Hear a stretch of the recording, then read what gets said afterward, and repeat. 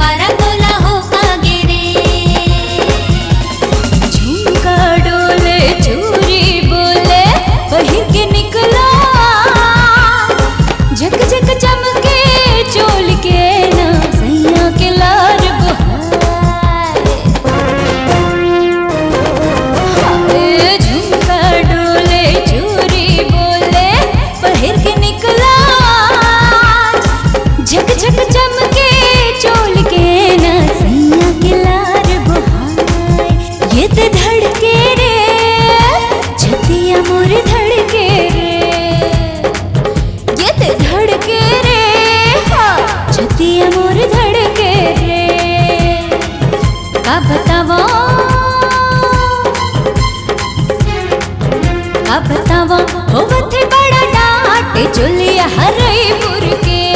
हाय ये चोलिया